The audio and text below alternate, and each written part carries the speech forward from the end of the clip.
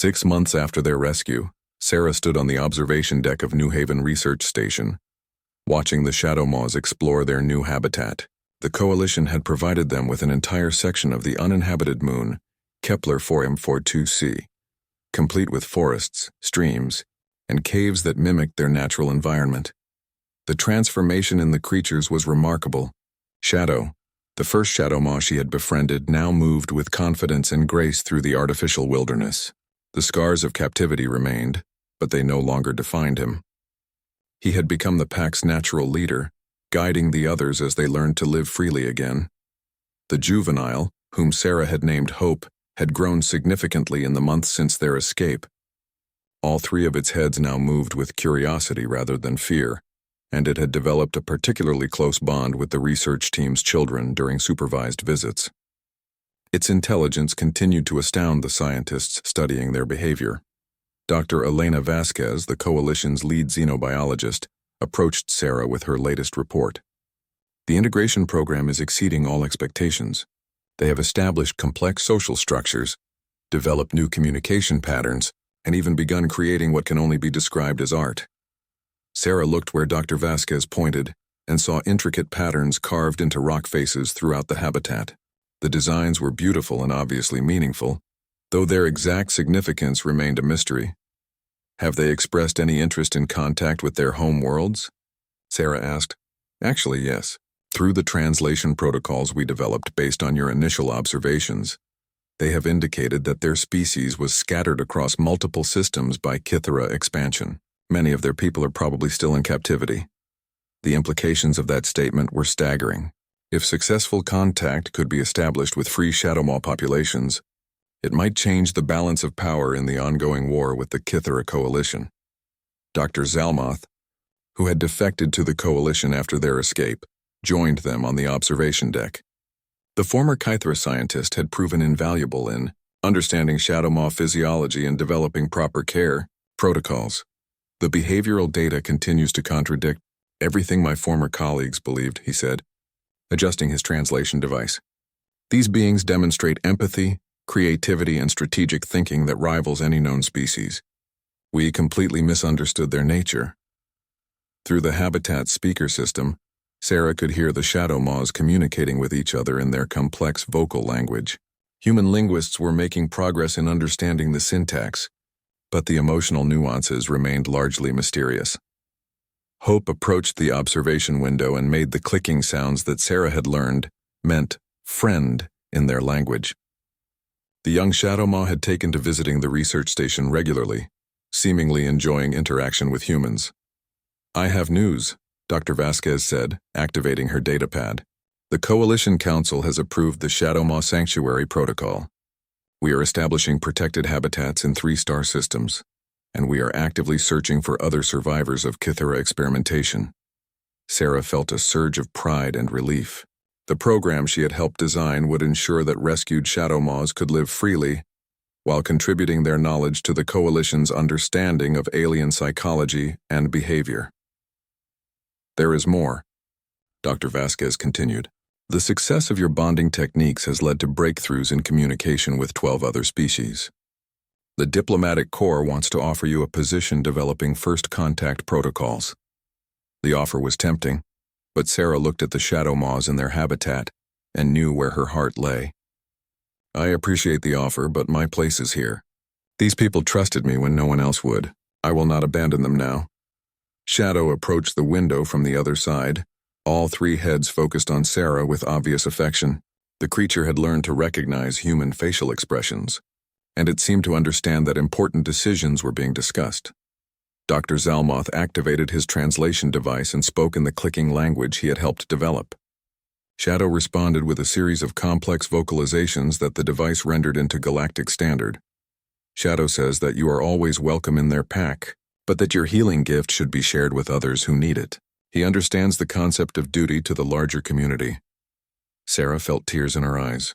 Even after everything they had endured, the shadow moths were encouraging her to help others. Their capacity for forgiveness and generosity continued to humble her. Perhaps, she said slowly, there is a way to do both. What if we created a mobile sanctuary program? We could establish habitat ships that travel to different systems, providing immediate care for rescued creatures while searching for others who need help. Dr. Vasquez's eyes lit up with excitement. A roving rescue and rehabilitation fleet. It would be expensive, but the political benefits would be enormous. Every species we help becomes a potential ally against Kythera expansion. The three humans spent the next hour designing the framework for what would become known as the Haven Fleet. The ships would carry medical facilities, habitat modules, and diplomatic teams capable of establishing first contact with traumatized alien populations. As they talked, the shadow moths in the habitat began their evening gathering ritual. The pack formed a circle, with each member contributing to a complex vocal harmony that resonated through the artificial environment. It was hauntingly beautiful, and Sarah had learned that it served to reinforce social bonds and share the experiences of the day. Hope broke away from the circle and approached the window again, making the sounds that meant question in their language. Dr. Zalmoth activated his translation system. Hope asks if the new ships will have places for shadow moths who want to help with rescue missions. Some of the pack believe they have a duty to help others of their kind. Sarah stared at the young creature with amazement. After everything they had suffered, some of the shadow moths wanted to actively participate in rescue operations, potentially putting themselves at risk to save others. Tell Hope that any shadow moth who wants to participate will be welcome, but only as a volunteer. No one will be forced to relive their trauma. The translation sparked excited vocalizations throughout the habitat. The shadow moths were discussing the possibility among themselves, their communication patterns showing obvious enthusiasm for the idea. Dr. Vasquez was already making notes on her datapad. If we can demonstrate successful interspecies cooperation on rescue missions, it will revolutionize coalition diplomacy. Other species will see that humans can be trusted partners rather than just another expansionist power. As the artificial sun set over the habitat, Sarah reflected on the journey that had brought them all to this point. A simple act of medical compassion in a prison cell had grown into something that might change the galaxy's understanding of what was possible between species. Shadow approached the window one final time, his center head pressed against the transparent barrier. Sarah placed her hand on the glass, and the great creature's eyes conveyed a message that needed no translation. Across the barriers of species and circumstance, healer and patient had found something precious. Hope for a future where trust could triumph over fear, and where the bonds between different peoples could become stronger than the forces that sought to divide them. The Haven Fleet would launch within the year, carrying that hope to the darkest corners of the galaxy, where suffering creatures waited for someone to show them that they were not forgotten. And at the heart of every mission would be the simple truth that Sarah had learned in a Kythera prison cell. Sometimes the most profound healing begins with a single act of kindness. The docking bay was chaos when Sarah and her unlikely group arrived. Human Marines in powered armor were securing the area while medical teams prepared to evacuate prisoners. The sight of 8 massive shadow moths entering the bay caused immediate panic among the rescue personnel. Contact.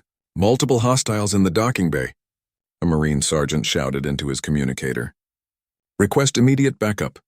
Weapons swiveled toward the approaching creatures, and Sarah realized she had seconds before the situation turned deadly. She stepped in front of the shadow moths, raising her hands in a gesture of peace. Hold your fire. I am Dr. Sarah Chen, Coalition Medical Corps.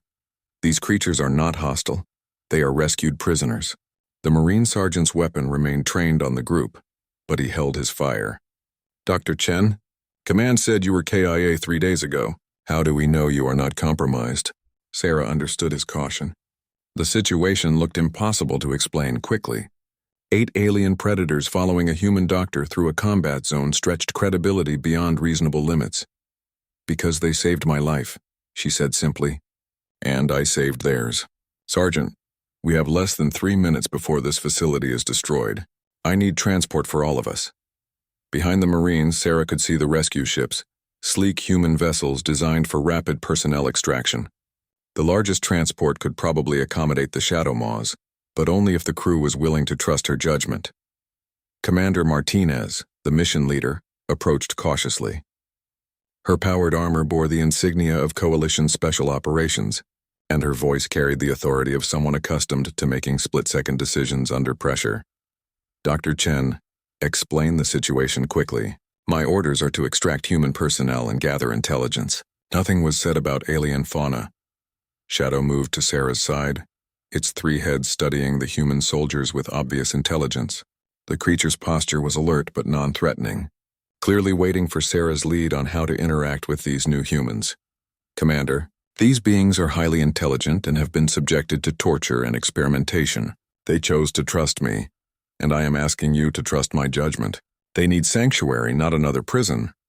Dr. Zalmoth stepped forward, still carrying his research equipment. Commander Martinez, I am willing to testify to the validity of Dr. Chen's claims. These creatures display cognitive abilities that exceed our previous understanding. They represent a significant intelligence asset. The Kythera scientist's endorsement seemed to carry weight with the commander. She studied the assembled shadow maws with tactical eyes, noting their defensive formation and obvious deference to Sarah. Transport capacity will be tight, she said finally, and my superiors will want detailed explanations. But if Dr. Chen vouches for them, we will make room. The loading process was complex but surprisingly smooth. The shadow maws seemed to understand that the human ships represented escape from their captivity. They followed Sarah's directions carefully, squeezing their massive frames into the transport's cargo bay with minimal complaint. The juvenile shadow maw stayed close to Sarah throughout the loading process, clearly bonded to the human who had treated its injuries. The veteran creature took position near the ship's entrance as if standing guard over the group. Their social organization was becoming more apparent as Sarah observed their interactions. Fascinating, Dr. Zalmoth murmured, recording everything with his instruments. They are displaying pack behaviors that suggest complex social hierarchies. Our research models were completely inadequate. The facility shook violently as the human ships prepared for departure. Through the docking bay's viewports, Sarah could see Kythera evacuation pods fleeing in all directions. General Vextar's facility was coming apart around them. Commander Martinez activated the ship's communication system as they lifted off. Command, this is Rescue 7. We have Dr. Chen and additional rescued personnel. Request immediate consultation with Xenobiology and Intelligence divisions. The transport cleared the facility just as the destruction sequence activated. Sarah watched through a viewport as the place of her imprisonment exploded in a brilliant flash of light. The shadow maws pressed against the windows beside her, watching their former prison disappear into cosmic dust. Where will they go? Sarah asked Commander Martinez. They cannot return to their home worlds. Those systems are in Kythera space. The commander was already working on her datapad, consulting with fleet headquarters. There are several uninhabited worlds in human space that might be suitable. The science division will want to study them, of course, but their primary concern will be ensuring proper habitat and care. Sarah felt a knot of worry in her stomach. Study them? Commander, these beings have been experimented on enough. They need healing, not more research. Not that kind of study, Doctor. Behavioral observation, habitat requirements, social needs. The kind of research that helps us understand how to care for them properly. The Coalition has strict protocols for protecting sentient species. Shadow approached Sarah and made soft clicking sounds that she was beginning to recognize as expressions of contentment. The creature seemed to understand that they were safe now, traveling toward an uncertain but hopeful future. Dr. Zalmoth was deep in conversation with human scientists via the ship's communication system, sharing his research data and observations. Sarah was surprised to find that she did not entirely mistrust the Kythera researcher. His willingness to help with their escape suggested that not all of their former captors were irredeemably cruel. Dr. Chen, Commander Martinez said, I need to ask you something important. Intelligence reports suggest that your bonding success with these creatures could have significant implications for human-alien relations. Are you willing to work with our xenobiology teams to develop better understanding? Sarah looked at the 8 shadow maws resting peacefully in the cargo bay. They had trusted her with their lives, and she had led them to freedom. But freedom meant the right to choose their own destinies, not simply exchanging one form of captivity for another. Only if they consent, she said firmly, and only if the research serves their interests as well as ours. They are not specimens. They are people who deserve respect and autonomy. The commander nodded slowly. Understood. The Coalition has learned hard lessons about forcing cooperation from unwilling allies. We will proceed carefully. As the human fleet jumped to hyperspace, carrying them away from Kythera territory, Sarah allowed herself to hope. The shadow maws were free, but their future remained uncertain. She had become their advocate and protector, a responsibility she did not take lightly. The real test would come when they reached human space and had to navigate the complex politics of integration into coalition society. Sarah suspected that the hardest challenges still lay ahead for all of them. Sarah spent the next 4 hours moving from cell to cell, treating injuries that ranged from infected wounds to deliberate mutilation. Each shadow maw she encountered told a story of systematic cruelty designed to break their spirits and make them more aggressive. The facility was not just a prison. It was a factory for creating traumatized bioweapons. Her original companion, whom she had begun thinking of as Shadow, followed her to each cell. The creature seemed to understand that they were on a mission of healing, and its presence helped calm the other shadow maws. They communicated through a complex system of clicks, growls, and body language that became more apparent the longer Sarah observed them. The third shadow maw they encountered was perhaps the most heartbreaking case. It was smaller than the others, clearly juvenile, and all 3 of its heads bore scars from some kind of surgical procedure. When Sarah approached its cell, the young creature cowered in the corner, trembling with terror. "What did they do to it?" Sarah asked Dr. Zalmoth, who was documenting her procedures from a respectful distance. "Experimental neural modifications," the scientist replied with clinical detachment. "We were attempting to enhance its aggressive responses through direct brain stimulation." Sarah felt sick. The creature was essentially a child who had been tortured by scientists trying to turn it into a weapon. She knelt beside the barrier and began humming the same melody that had first calmed Shadow. The young Shadow Maw's trembling gradually subsided. Shadow pressed against the barrier and made a series of soft clicking sounds. The juveniles' heads turned toward the older creature, and something passed between them that Sarah did not fully understand but recognized as communication. Slowly, the young Shadow Maw approached the barrier. "I am going to help you," Sarah whispered, extending her hand through the food slot. The juvenile sniffed her fingers cautiously, then allowed her to touch its scarred heads. The trust in its eyes was almost too much to bear. As Sarah worked to treat the neural implant wounds, she became aware of increased activity in the corridors outside. Guards were running past the detention block, and she could hear the distant sounds of weapons fire. The human fleet had apparently reached the facility's outer defenses. "General Vexitar to all stations." The facility's communication system crackled to life. "We are under direct assault. Implement Protocol 7 immediately." Dr. Zalmoth's mandibles clicked nervously. Protocol 7 means they are going to evacuate the research data and destroy the facility. We need to expedite the documentation process. Sarah continued working on the juvenile Shadow Maw, but her mind was racing. If the Cathera destroyed the facility, all the creatures would die along with it. She had to find a way to get them out. But 8 massive predators could not simply be walked through corridors filled with panicking guards. "How long until evacuation begins?" she asked. 30 minutes, maybe less, Dr. Zalmoth replied, his attention divided between his instruments and the chaos outside. Sarah made a decision that would either save them all or get them killed immediately. She activated the cell door controls on the juvenile's cage, overriding the security locks with her medical access codes. "What are you doing?" Dr. Zalmoth demanded, but Sarah was already moving to the next cell. "Something your people should have done long ago," she replied, opening another door.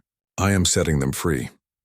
The Shadow Maws emerging from their cells were weak and injured, but they were also intelligent enough to understand what was happening. They gathered around Sarah and Shadow, forming a protective formation that spoke to complex social instincts their captors had never recognized. Dr. Zalmoth backed away from the group of liberated creatures, his scientific curiosity warring with basic survival instincts. The tension in the room was broken by an urgent chiming from the facility's communication system. A junior officer burst into the observation area, his movements frantic with barely controlled panic. "General Vexitar, sir. Priority message from Fleet Command. The human forces have broken through the Nexus blockade. They are demanding the immediate release of all human prisoners, including medical personnel." Vexitar's mandibles clicked with annoyance. "Impossible. Our defenses were impenetrable. Sir, the humans deployed some kind of new technology. Their ships passed through our energy barriers like they were not there." Admiral Kethran is requesting immediate tactical consultation. Sarah felt a surge of hope but kept her expression neutral. The human coalition had not abandoned their people after all. But she also knew that Vextar would not simply release her because of military pressure. If anything, her value as a hostage had just increased dramatically. The general's compound eyes fixed on her with calculating intensity. "It seems your people are more resourceful than our intelligence indicated, Doctor. Tell me, what do you know about these new technologies?" "I am a medical officer," Sarah replied calmly. "I know nothing about military technology or fleet movements. Perhaps. But you do know about human psychology, as you have so thoroughly demonstrated with our pet here." Vextar gestured toward the Shadow Maw, which was still positioned protectively beside Sarah. "What would your military commanders do to recover you?" Sarah realized she was walking into a trap, but she had little choice but to answer. They would follow their duty to protect Coalition personnel. The same duty that made me stay to treat wounded civilians. Duty. Vextar repeated thoughtfully. "Another human trait we may have underestimated. Dr. Zalmoth, continue your observations. I want a complete analysis of human Shadow Maw bonding protocols within 6 hours." "General," the intelligence officer interjected, "perhaps we should evacuate the prisoner to a more secure location. If the humans breach our outer defenses—" "No." Vextar's voice carried absolute authority. "Dr. Chen remains here. In fact, I believe it is time to expand our experiment." Sarah did not like the sound of that. "What do you mean?" "You have proven that one Shadow Maw can be pacified through your methods. But we have 7 more specimens in holding cells throughout this facility. If you can replicate your success with all of them, it would demonstrate that human abilities are truly significant rather than merely lucky accident." The Shadow Maw pressed closer to Sarah, sensing her distress. Its 3 heads moved restlessly, scanning the crowd of Kithara observers with obvious suspicion. Sarah stroked its neck absently, thinking through the implications of Vextar's challenge. "And if I refuse?" she asked. "Then you and your companion here will remain in this cell until my researchers determine how to replicate your techniques through other means. Given their previous success rate, that process could take quite some time." Sarah understood the threat. Vextar was offering her a chance to help other captive creatures while simultaneously gathering intelligence for his bioweapons program. It was a devil's bargain, but the alternative was watching innocent animals suffer, while she remained powerless to help them. "I want to see the other Shadow Maws first," she said finally. "I need to assess their conditions before agreeing to anything." Dr. Zalmoth looked to Vextar for confirmation. The general nodded slowly. "Very well. But understand, Doctor, that this is not a negotiation. You will treat the specimens and we will learn from your methods. The only variable is whether you cooperate willingly or under duress." The scientific team began preparing portable monitoring equipment, while guards opened additional observation posts throughout the facility. Sarah gathered her medical supplies, knowing that she was about to walk into a situation far more complex than her current imprisonment. The Shadow Maw beside her rose to its feet as the guards approached with restraint devices. All 3 heads turned toward Sarah with unmistakable questioning looks, as if asking whether she trusted these people. "It is okay," she told the creature softly. "We are going to help others like you." To everyone's surprise, the Shadow Maw moved to the cell door without resistance. It seemed to understand that Sarah was making a choice rather than being forced, and it was willing to follow her lead. Dr. Zalmoth activated his recording equipment as the guards opened the cell. Remarkable. The specimen shows no aggression toward removal from its territory. This contradicts every behavioral model in our database. "Your database was compiled through torture and isolation," Sarah pointed out as she walked beside the Shadow Maw down the corridor. "You created the very behaviors you thought were natural." The facility's detention block was larger than Sarah had imagined. They passed dozens of cells, some containing creatures she did not recognize, others holding what appeared to be prisoners of various coalition species. The scale of Vextar's operation was staggering. They stopped at the first Shadow Maw holding cell and Sarah's heart sank. The creature inside was in even worse condition than her companion had been. Its fur was matted with old blood and waste, and one of its heads hung at an unnatural angle, suggesting severe trauma. It barely responded to their approach. "This one has been uncooperative," Dr. Zalmoth explained clinically. "Standard conditioning protocols proved insufficient, so we increased the stimulus intensity." Sarah bit back her angry response. Losing her temper would not help the suffering creature. Instead, she knelt beside the barrier and began speaking in the same gentle tones she had used with her current companion. The injured shadow maws functioning. Heads turned toward her voice with what might have been surprise. It had probably not heard kind words in months. Sarah's companion pressed against the barrier, making soft clicking sounds that seemed to communicate with the other creature. They are talking to each other, Sarah realized aloud. Impossible, Dr. Zalmoth protested. Shadowmaws have no complex communication abilities. Both creatures turned to look at him with expressions that were unmistakably dismissive. Sarah had to hide her smile at their obvious intelligence. They understood far more than their captors realized. How many more? She asked, already knowing the answer would be too many. 6 additional specimens in various stages of conditioning, Vextar replied. Some have been here for over a standard year. Sarah closed her eyes briefly, imagining the suffering those creatures had endured.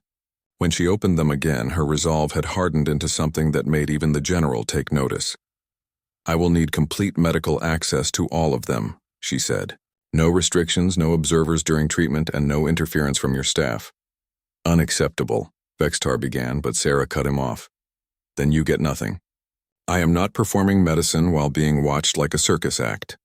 These creatures have suffered enough indignity. The general's compound eyes studied her for a long moment. Outside the facility, distant explosions suggested that the human fleet was getting closer. Time was running short for everyone. Very well, he said finally. But remember, Doctor, that your cooperation determines not only your fate, but the fate of all the creatures you claim to want to help. Sarah woke to the sound of metal clanging against the cell door. A guard was sliding a tray of medical supplies through the feeding slot, following General Vextar's orders from the previous day. The shadow maw had not moved from its position beside her, though all 3 heads were now alert and watching the guard's movements. The medical kit was basic, but functional.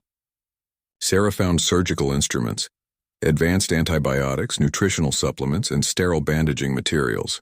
It was more than she had dared hope for, though she suspected it came with strings attached. Vextar would want results for his investment. Let's see how you are doing this morning, she said softly to the shadow maw, running her hands along its flank. The creature's skin felt cooler to the touch, indicating the fever was breaking. The synthetic patches she had applied were holding well, and there were no signs of fresh bleeding. As Sarah worked, she became aware of movement outside the cell. More Cathera had arrived, but these wore the white coats of scientists rather than military uniforms. They set up recording equipment and monitoring devices, studying her every movement with clinical detachment. Dr. Zalmoth, the lead researcher, activated the communication system. Human, we are here to observe your techniques. Please explain your actions as you proceed. Sarah glanced at the scientist but continued her examination. I am checking for signs of infection and monitoring the healing process. The creature's vital signs have improved significantly since yesterday. She carefully removed one of the synthetic patches to examine the wound beneath. The infected tissue had already begun to regenerate, and the inflammation had reduced noticeably. The Shadowmaw's natural healing abilities were remarkable once the infection was cleared. Fascinating, Dr. Zalmoth muttered, making notes on his data pad. The specimen's recovery rate exceeds our projections by 300%. How did you determine the correct dosage of antibiotics for an alien physiology? Sarah looked up at him with barely concealed irritation, the same way any competent doctor would. I analyzed its biological markers and adjusted the medication accordingly. It is called practicing medicine. The Shadowmaw's right head turned toward Dr. Zalmoth at the sound of his voice, and a low growl rumbled from its throat. Sarah noticed the reaction and gently placed her hand on the creature's neck, calming it with soft words. Interesting, another scientist observed. The creature shows hostility toward Cathera voices but responds positively to human vocal patterns. This suggests cognitive recognition rather than simple conditioning. Sarah continued applying fresh bandages while the scientists discussed their observations. She was learning valuable information about her captors even as they studied her. The Cathera clearly had sophisticated research capabilities, but they seemed to lack intuitive understanding of animal behavior. Dr. Zalmoth addressed her directly. What is your assessment of the creature's intelligence level? Sarah paused in her work, considering how much to reveal. Highly intelligent. probably equivalent to a young human child in terms of cognitive ability and emotional complexity. It understands language, recognizes individual voices, and shows clear preference behaviors. Impossible, one of the younger scientists protested. Shadow maws are simple predators. They respond only to pain and hunger stimuli. The shadow maw's center head swiveled toward the protesting scientist, fixing him with a stare that was unmistakably sardonic. Sarah had to suppress a smile at the creature's apparent understanding of the insult. "Your research methods may be flawed," Sarah said diplomatically. "Torture and starvation do not create optimal conditions for studying natural behavior patterns." Dr. Zalmoth's mandibles clicked thoughtfully. "You suggest that our specimen's apparent lack of intelligence was artificially induced by its treatment?" "I suggest that any creature subjected to constant pain and deprivation will eventually shut down cognitively as a survival mechanism. What you interpreted as simple predatory behavior was actually trauma response." The scientific team exchanged glances. This was clearly not what they had expected to hear. Sarah could see them reevaluating their previous research data in light of her observations. A commotion in the corridor interrupted their discussion. Heavy footsteps approached the cell, and Sarah looked up to see General Vextar returning with a new group of officers. These wore the insignia of strategic intelligence, and their expressions were grimly serious. "General," Dr. Zalmoth acknowledged his superior's arrival, "the humans' treatment methods are proving remarkably effective. We may need to revise our understanding of both human and shadow maw capabilities." Vextar studied the scene through the barrier. The shadow maw was now sitting upright, its wounds cleanly bandaged and its breathing clear. It looked like a completely different creature from the half-dead beast Sarah had encountered yesterday. "Impressive," the general admitted, "but I am here on a different matter. Our intelligence division has questions for the human." One of the intelligence officers stepped forward. "Dr. Chen, we know you remained on the medical station when other humans were evacuated. Our records indicate you treated coalition casualties during the early days of the conflict. Why did you stay?" Sarah continued her work on the shadow maw's bandages, not looking at her interrogators. "I am a doctor. Wounded people needed treatment. Their species was irrelevant. Even Kithera wounded," the officer pressed. "Especially Kithera wounded," Sarah replied firmly. "They were civilians caught in a conflict they did not start. Children, elderly, pregnant females. Should I have let them die because their government declared war?" The intelligence officers exchanged meaningful looks. Sarah realized she was being tested, her responses carefully evaluated for some purpose she could not yet understand. "You show remarkable compassion for your enemies," Vexitar observed. "It is a trait we did not expect from humans." Sarah finally looked directly at him. "Perhaps your intelligence about humans is as flawed as your research about shadow maws." The creature beside her responded to the challenging tone in her voice by rising to its feet. All three heads turned toward Vextar, and the shadow maw positioned itself protectively between Sarah and the observation window. The message was unmistakable. It would defend the human who had shown it kindness. Vextar took an involuntary step backward. "Remarkable. The creature has bonded with you in less than 24 hours. Our specialists claimed such bonding was impossible." "Your specialists were wrong about many things," Sarah said, placing a calming hand on the shadow maw's flank. "This is what happens when you treat an intelligent being with respect instead of cruelty." Dr. Zalmoth was frantically recording everything. "General, if the human can replicate this bonding process with other specimens, the military applications could be extraordinary." Sarah felt a chill as she realized where the conversation was heading. They were not just studying her medical techniques. They were evaluating her potential value as a trainer for their bioweapons program. "No," she said quietly but firmly. "I will not help you weaponize animals." Vextar's compound eyes glittered with amusement. "You assume you have a choice in the matter, Doctor. You are our prisoner, and your skills belong to us now." The shadow maw responded to the threat in the general's voice by moving closer to Sarah. Its protective posture was so obvious that even the scientists took note, their recording devices capturing every detail of the interaction. Sarah stood up slowly, her hand still resting on the creature's neck. "You can force me to treat their injuries, General, but you cannot force me to betray their trust. And without trust, your weapons program will fail as surely as your research has failed."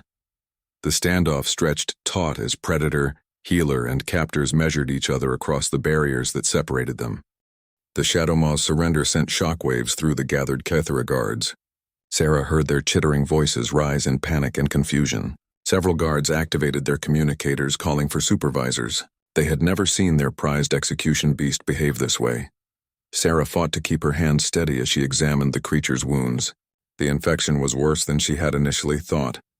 Pus oozed from several deep gashes along the Shadow Maw's flank, and she could feel heat radiating from the inflamed tissue.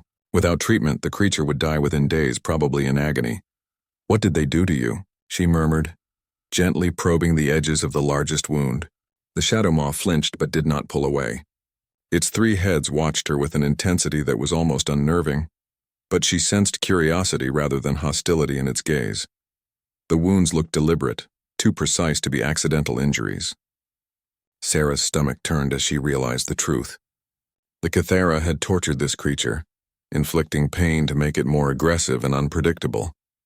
They wanted their execution tool to be as frightening as possible for their prisoners.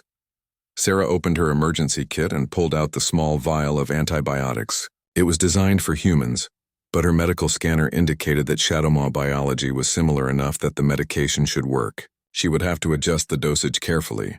The creature's right head lowered until it was level with her hands, watching her prepare the injection. Sarah found herself talking to it as she worked, the same gentle patter she used with frightened patients.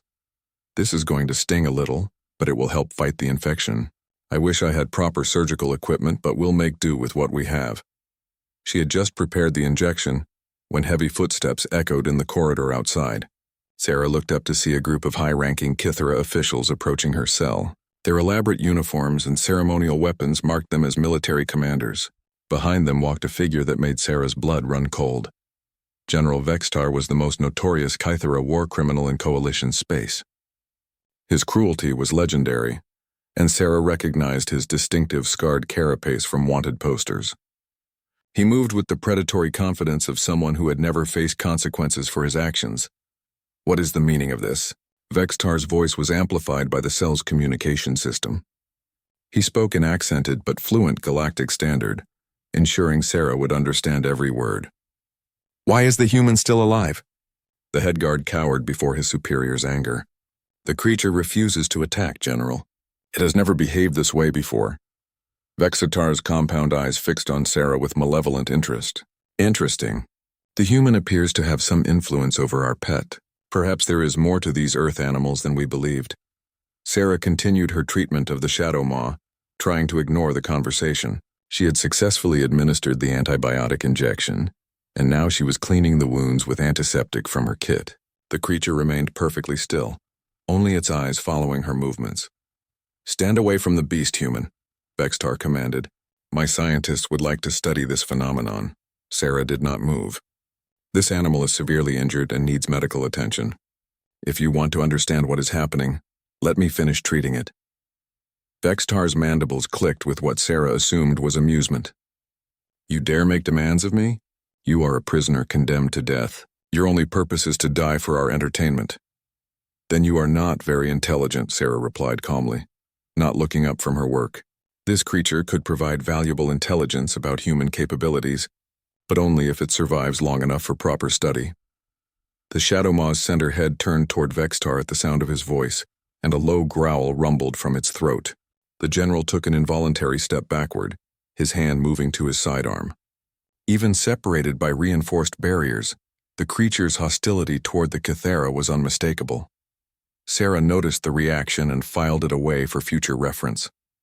The Shadow Maw's aggression was not random. It responded to specific triggers, and Vextar's voice was clearly one of them. That suggested the general had been personally involved in the creature's torture. "Fascinating," Vextar murmured, recovering his composure. "The beast shows aggression toward Kethera but accepts the human's touch. This could indeed be valuable information for the war effort." Sarah had finished cleaning the wounds and was now applying synthetic skin patches to protect them from further infection. The Shadow Maw's breathing had already improved, becoming deeper and more regular. The antibiotics were working quickly. "I will need medical supplies to properly treat its injuries," Sarah said without looking at Vextar. "Surgical equipment, advanced antibiotics, nutritional supplements. This creature has been systematically weakened and malnourished." You assume I wish the creature to recover? Vextar replied coldly. Sarah finally met his gaze through the barrier. You assume I care what you wish. I'm a doctor. I heal the injured regardless of species or politics. If you want to learn anything useful from this situation, you will provide me with the tools I need. The general's officers shifted nervously at her defiant tone. No prisoner had ever spoken to Vextar with such disrespect. They expected him to order her immediate execution through more conventional means. Instead, Vextar laughed. Bold words for someone in your position. Very well, human. You have captured my interest. I will provide you with basic medical supplies, but understand this. You are still my prisoner.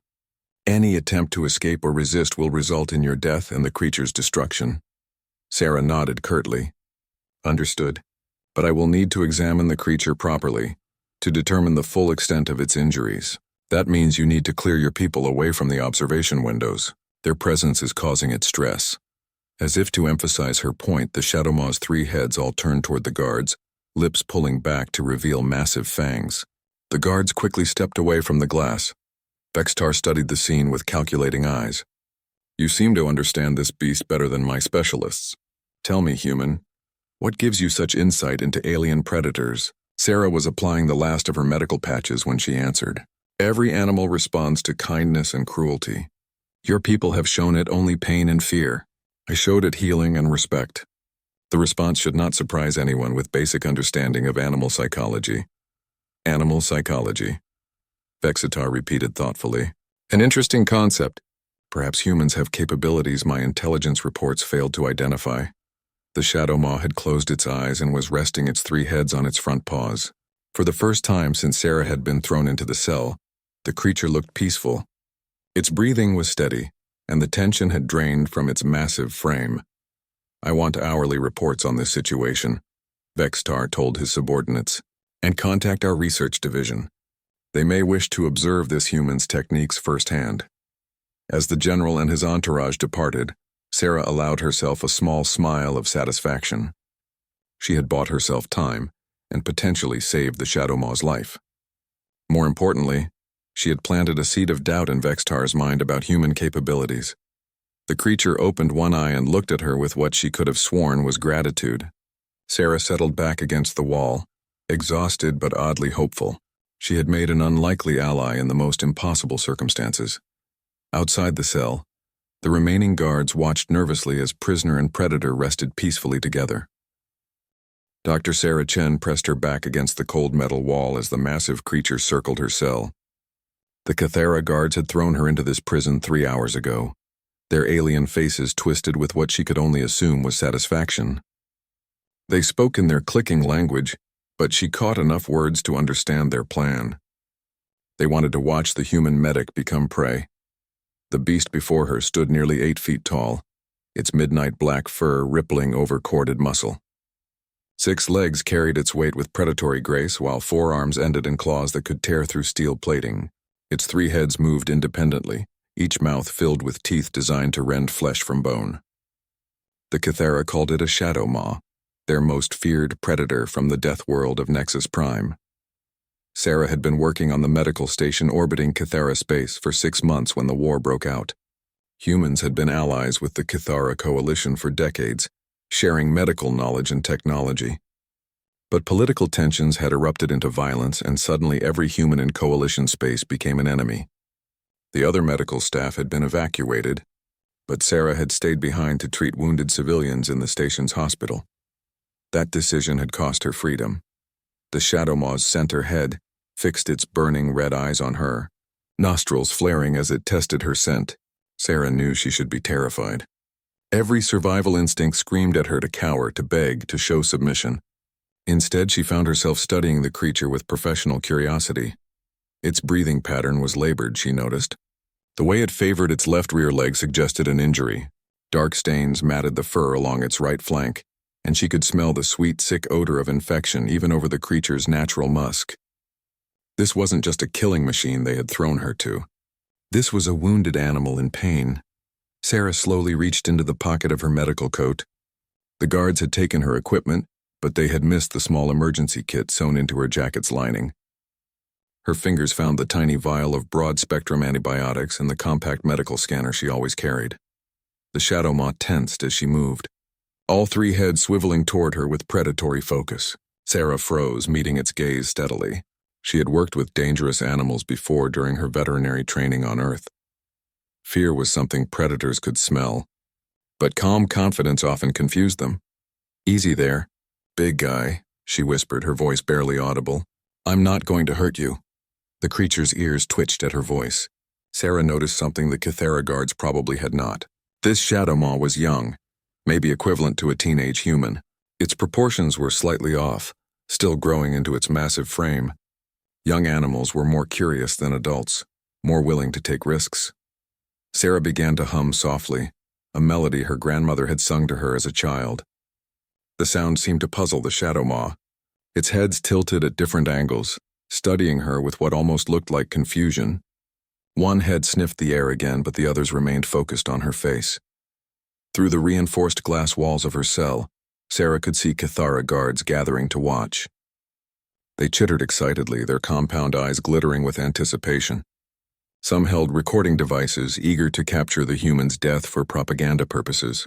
They had done this before, she realized. Other prisoners had died in this same cell, torn apart by the same creature for their entertainment. But those prisoners had not been Dr. Sarah Chen. She took a small step forward, still humming. The shadow maw's muscles coiled, ready to strike, but something in her posture seemed to give it pause.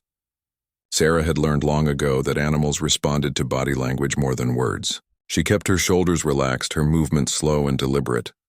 The medical scanner in her hand was small enough to conceal in her palm. She activated it discreetly, letting it analyze the creature's biology from a distance. The results made her frown with concern. The shadow maw was severely malnourished, dehydrated, and fighting multiple infections. Its aggression might be driven as much by pain and sickness as by predatory instinct. Sarah's heart clenched with unexpected sympathy. This magnificent creature was being used as an execution tool, kept barely alive and in constant agony to make it more vicious. The Kythera were not just cruel to their enemies, they were cruel to everything. She took another step forward, raising her empty hand palm out in a gesture of peace. The shadow maw's 6 legs shifted, distributing its weight as it prepared to pounce. Sarah could see its muscles bunching beneath the matted fur. "I know you're hurting," she said softly, switching from humming to words. "I can help. I'm a healer." The creature's left head tilted almost comically, as if trying to understand her meaning. Sarah realized it might actually comprehend basic language. Many predators on Earth could learn to associate human words with specific concepts. If the shadow maw had been kept by the Kythera for any length of time, it would have been exposed to their speech patterns. Sarah made a decision that would either save her life or end it quickly. She knelt down, making herself smaller and less threatening. The position left her completely vulnerable to attack, but it also communicated something important in the universal language of animal behavior. She was not a threat.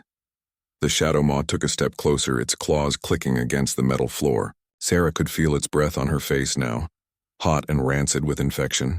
Up close, she could see the intelligence in its eyes, along with the pain and confusion of a creature that had been tortured into becoming something it was never meant to be. She slowly extended her hand toward the infected wound on its flank. The shadow maw's right head snapped toward the movement, fangs bared in warning. Sarah paused but did not pull back. "Let me help," she whispered. Outside the cell, the Kythera guards had fallen silent. They pressed against the glass, their excitement replaced by bewilderment. This was not how their entertainment usually proceeded. Prisoners were supposed to run screaming until the shadow maw caught them. They were not supposed to kneel calmly before the beast as if greeting an old friend. Sarah's fingertips barely brushed the creature's fur. The shadow maw went rigid, every muscle in its body tensing for violence. For a heartbeat that lasted an eternity, predator and healer regarded each other across the vast divide of species and circumstance. Then, impossibly, the great beast settled onto its belly with a sound that was almost like a sigh.